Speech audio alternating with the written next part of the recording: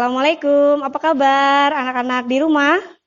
Tetap semangat ya, jaga kesehatan, tetap di rumah, rajin cuci tangan. Hari ini kita bertemu lagi dengan Bunda nih, kita akan belajar tentang K3. Apa? K3. K3 itu apa? K3 itu adalah kesehatan, keamanan, dan keselamatan kerja.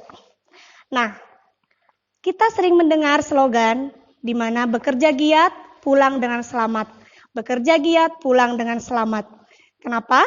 Karena ini berhubungan dengan K3.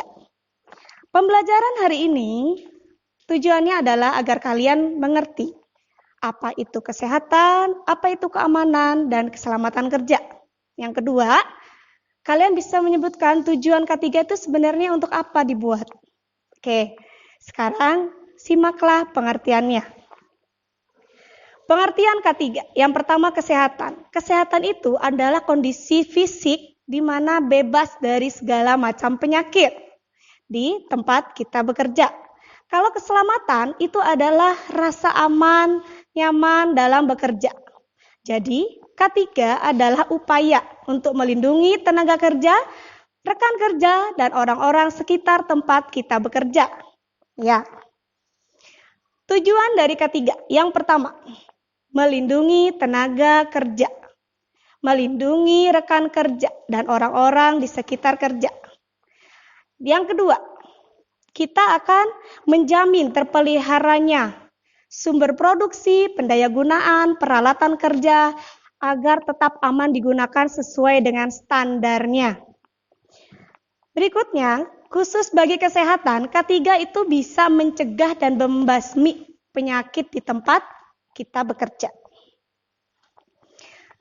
Kecelakaan akibat kerja. Apa sih kecelakaan akibat kerja? Kecelakaan akibat kerja itu adalah kecelakaan yang disebabkan di tempat kita bekerja karena pekerjaan kita. Nah, kecelakaan ini disebabkan oleh apa saja? Yang pertama, faktor manusia itu sendiri.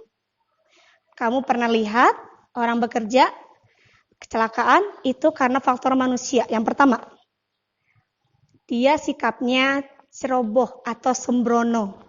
Ya. Pengetahuannya kurang tentang keselamatan kerja. Keterampilannya kurang. Bisa karena kelelahan, terlalu letih bekerja sehingga dia tidak bisa fokus. Berikutnya, kondisi fisik yang kurang sehat. Karena kalau kurang sehat itu pikiran juga akan tidak sehat karena dia fokus pada penyakitnya. Berikutnya karena labil atau mental yang tidak stabil, ya. Stres itu bisa menurunkan imun tubuh kita. Ya anak-anak, kita sering mendengarkan jaga imun tubuh kalian, jaga imun tubuh kita. Menjaga imun tubuh kita yang pertama kali adalah jaga pola pikiran kita. Pikiran kita harus positif dan tidak boleh stres dan panik. Itu salah satunya. Berikutnya, tidak disiplin dalam mematuhi peraturan itu adalah salah satu penyebab kecelakaan kerja. Yang kedua, faktor alat-alat kerja. Jika alat-alat kerja yang digunakan itu tidak aman, tidak sesuai standar atau tidak SNI, tidak sesuai dengan SOP-nya, dan tidak akurat, maka tenaga kerja itu akan merasa tidak aman. Karena peralatan yang dipakai untuk bekerja itu tidak sesuai standar. Yang kedua, tidak layak pakai. Sudah tua alatnya, mesinnya sudah tua, sudah ringkih, mudah rusak. Dan berikutnya tidak memakai alat pengaman, misalnya safety belt, alat pengaman atau yang kita sering dengar akibat adanya wabah ini APD, ya kan?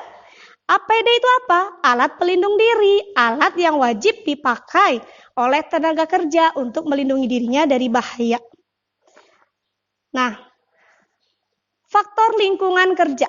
Yang ketiga adalah faktor lingkungan kerja. Faktor lingkungan kerja apa? Tempat kerjanya itu tidak mendukung dia dalam pekerjaannya. Misalnya, suhunya tidak mendukung, lebih panas atau lebih dingin. Yang kedua, lantainya licin sehingga menyebabkan tenaga kerja itu mudah jatuh sehingga kecelakaan. Atau yang ketiga, tingkat kebisingan atau polusi suaranya yang menyebabkan tidak fokus dalam bekerja.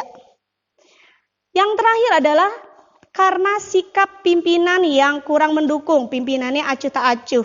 Dia tidak mengeluarkan biaya untuk perawatan peralatannya. Dia tidak mengeluarkan biaya untuk keselamatan tenaga kerjanya. Itu yang menyebabkan kecelakaan ini terjadi. Oke anak-anak, cukup materi kita hari ini. Silahkan kerjakan tugas yang sudah Bunda sediakan di Google Classroom di kelas kalian masing-masing. Nanti dikerjakan secara online, multiple choice nanti akan langsung keluar nilainya. Tetap di rumah, rajin mencuci tangan, makan makanan yang bergizi, harus positive thinking, tidak stres, supaya kita semua sehat dan aman bisa kembali berkumpul. Assalamualaikum warahmatullahi wabarakatuh.